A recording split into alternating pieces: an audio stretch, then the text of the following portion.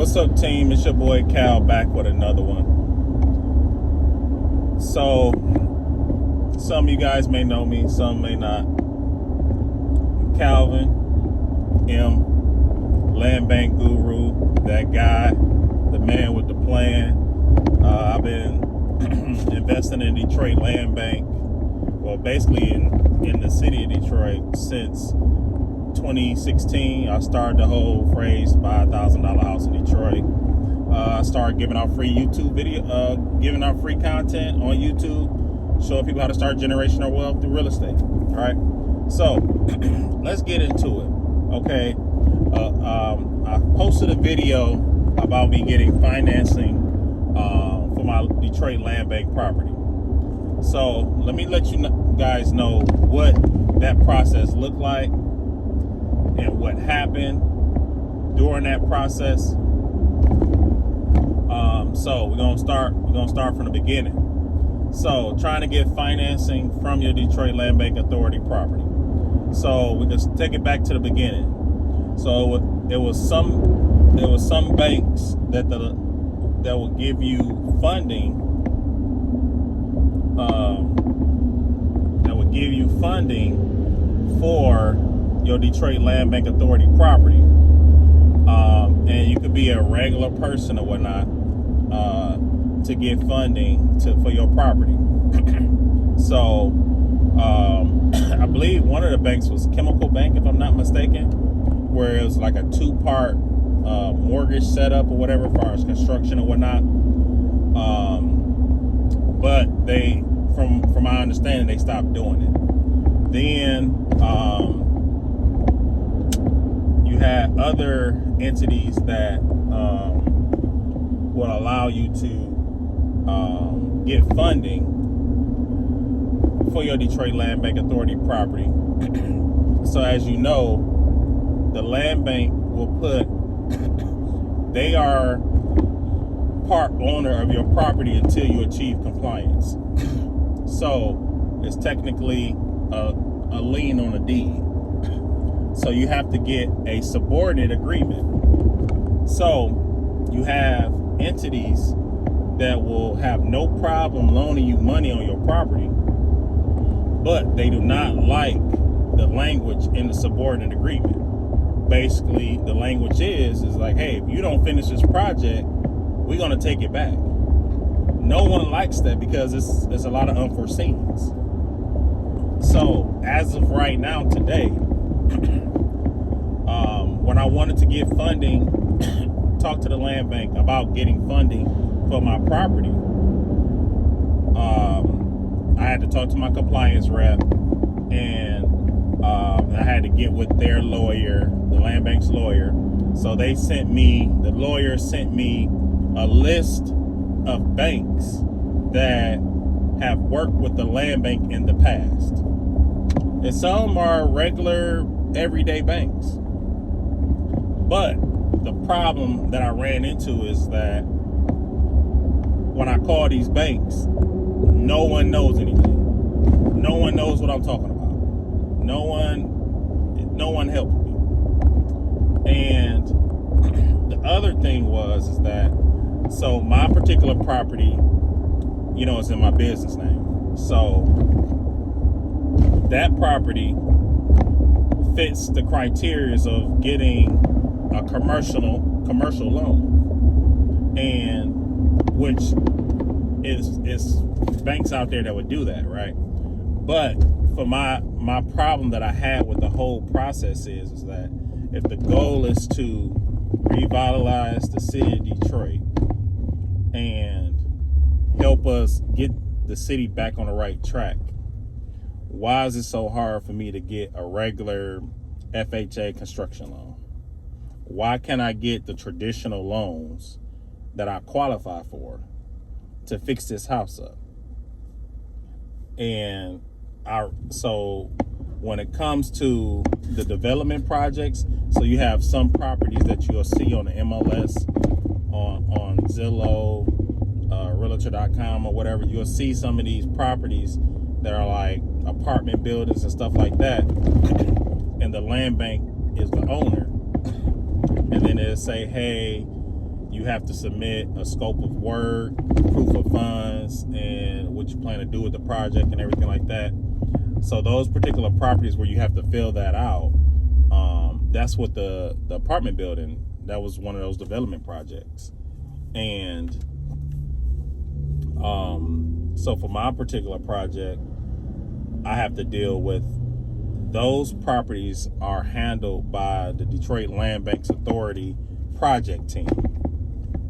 And out of all the departments that I have dealt with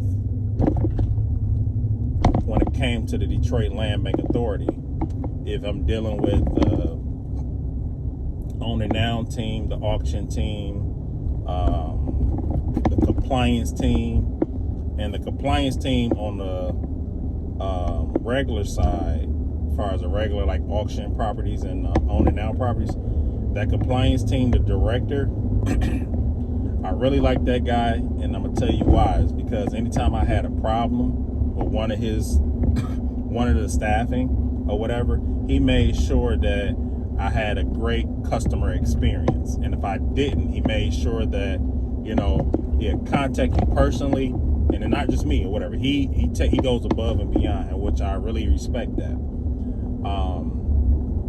But when it comes to the project team, the compliance rep I have now for my the compliance team that handles the project team. I mean, because it's two separate compliance. When you have a development project and when you had to go through that particular avenue, the project team, compliance team, my particular rep, she's been awesome. But I have in the past, and when I mean past, like a year ago, almost a year and a half ago, the management over there, terrible, to the point where I literally had to go to the board meeting. I had to go to the board meeting and respectfully tell them what was going on. It was really unfortunate that I had to go there, but I had a manager over there that, I don't know, it just was bad. But fast forward, okay, they rectified that issue. Unfortunately, I had to go to the board meeting because it was one of those things where it's like, hey, why is it taking so long for me to purchase this property? Because I meet all the qualifications. So, and then of course someone sets it on fire. So if you guys don't know, that building I bought it before it caught on fire. I mean, bought it after it caught on fire, but the process took so long, and I had to what's going on? It shouldn't take this long. Because my goal was when you find a diamond in the rough, you make sure you cherish that thing. I'm like, hey, I need to get this property secured because you guys don't have it secured. And I don't want anything to happen to it. And I actually have emails saying that, right? And, but they didn't listen to me. Then after I got the final approval to purchase the property, they didn't even get my purchase agreement yet. I go buy the property and someone set it on fire. And so for me, of course, that was heartbreaking, right? And then given the fact that I literally said, hey, we need to hurry this process up because the property is not secured. And then somebody sets it on fire. So I have dealt with a lot of headaches with the project team. And even when it came to the director, I had so many issues. If I was a director of the project team, I would have gave me a call, say, hey, I'm sorry you're having so much trouble with our team. We're working to do better, but I never got that call. I was supposed to get a couple calls, but I never got that call.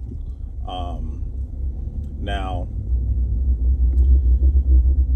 fast forward to today. the land bank has it set up with them being on the title, and that's with all their properties except the properties where you the rehab and ready ones. Of course, that's going through a closing company, right? I mean, a title company, and you closing. The project team, I asked them, I said, hey, so I want to get funding, and so they said, okay, well, they're gonna have to sign a subordinate agreement, meaning that they agree to the terms that we laid out. So I said, okay, cool. So the only option for me at the time was to get a hard money loan.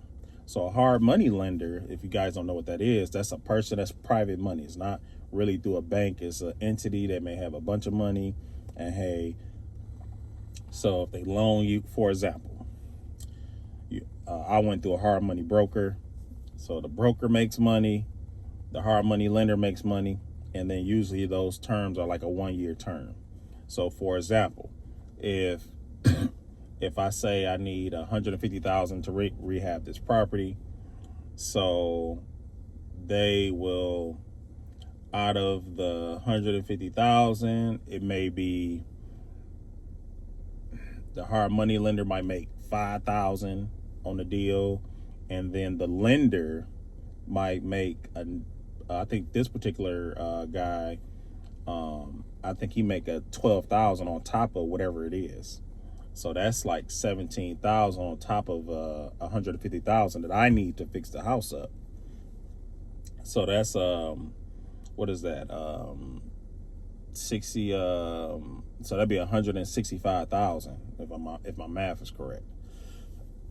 So that's what, and then so all these people get money, and then of course it's a year contract, and then on top of that, they're making interest off those payments. And if I don't finish the property in a year, then they could either, I technically defaulted on a loan. So that's the options for people that want to get funding for these land bank properties. So my particular lender, and then on top of that, I had to spend money. I spent $800 to do an appraisal on a property. After I do the appraisal, I also have my scope of work for my licensed builder, and everything. I got all my stuff. I got all my ducks in a row. But the one thing that is not cut straight. So a lot of hard money lenders want to come look at the property. And so this particular lender came, looked at the property, said everything was good, shook my hand, said, yeah, let's get the deal done. And we supposed to be set to close in a couple of weeks, everything good. Next thing you know it, I get an email, I get a communication from the broker. Oh yeah, the guy doesn't want to move forward. We need to find somebody else. I'm like, wait, what? Like stuff was just good a week ago. What happened? You know what I'm saying? Like what's going on? And the lender came to the property and saw like, hey, we making progress. And I told the lender, I said, hey, regardless of the fact if I get the money or not, hey, this is moving. So, but here we are. So, the lender decided to pull out. He didn't like that the property was set on fire. So here we go back to the beginning, which is if they would have proactively did the closing, all the stuff in a timely manner, that house wouldn't have been set on fire. I'm gonna tell you guys something. When a house was set on fire and I found out it was set on fire, I sent my guys over there to board the property up because it was at the end of the year, and the land bank tell me, hey, well, we don't have it's not in the funds to board up the property, but I got approval because my particular project, the project team has to approve it, then the city of Detroit has to approve it, and then we get clear to do the purchase agreement, sign that, and then we get a closing date. So I Submitted all my paperwork around like early September. Didn't hear anything for a month, so I got to calling, blowing up people that I had emails with. I was like, hey, what's going on with this? Where we at? Then to the point, somebody got aggravated, and I think that's probably what started. At the end of the day, I said, hey, I want to get this going. Hey, what's the project? It shouldn't take this long. And that was September. I didn't get the clear to close until like December, which I shouldn't have took that long. The title was good. All that stuff was good. But we went back to hey, it was set on fire. Because it was set on fire, the lender said, hey, it's too risky. And I'm like, so I said, I wish you would have said that from the jump. So here it is. I'd invested about $800 into an appraisal. And I'm like, dang, where I'm at. So trying to get all these other lenders, I said, you know what?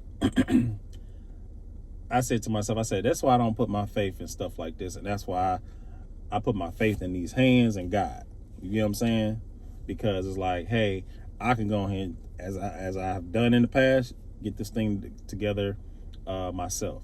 In this particular process, I had to get rid of a lot of guys because when our goals don't line up, they just don't line up, right? So you got to get away from me. So, but fast forward, so trying to get funding for these projects, I've talked to the council members about this. I say it got to be something that we can do, because if I'm a Detroiter and you want me to have, like, the land bank changed one of their rules, like, hey, they want you to have proof of funds and stuff like this, or a line of credit. It's like the average land bank house is going to take close to almost $100,000 to bring up. So, like, why wouldn't you make it easier for me to get funding?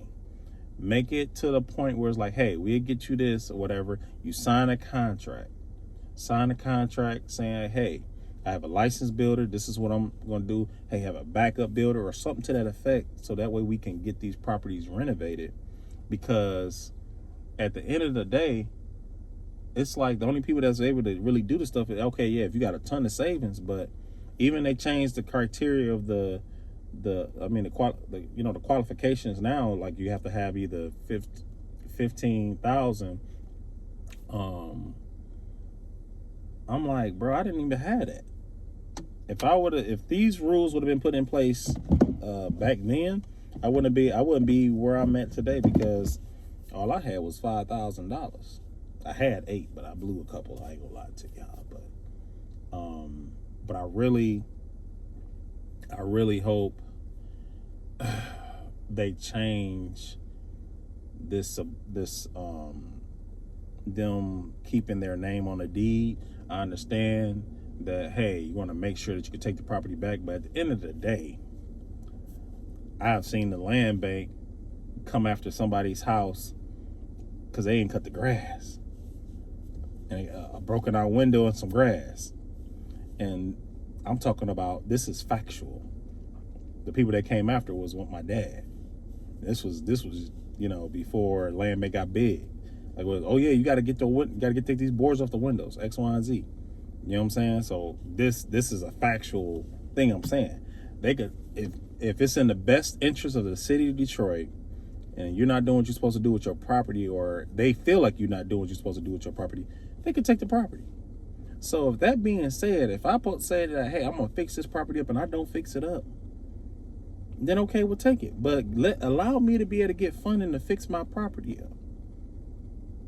I should be able to use a FHA construction loan to fix up my property. If they make it possible for people to use a FHA construction loan to fix up their property, I guarantee it that a lot more houses will get finished, because people have the money to get it finished. Because the only person going to be able to get that money is a builder. You got to have a builder to get this property done. You know what I'm saying? So, but yeah, so as of right now, the hard money loan, that stuff dead. I ain't gonna lie to you. it's unfortunate, but hey, it's the show must go on. And it kind of made me a little depressed because I was like, dang, bro, like, I can't win for losing. I had to get rid of this dog, get rid of this guy, get rid of this guy. I said, okay, well, shoot, get the lender. We're going to get this done. And then we turn around, everything good. Because I think I was supposed to close. I was supposed to close while I was in Florida. Right before we getting back from the Bahamas. I was supposed to close in Florida like that first week of July.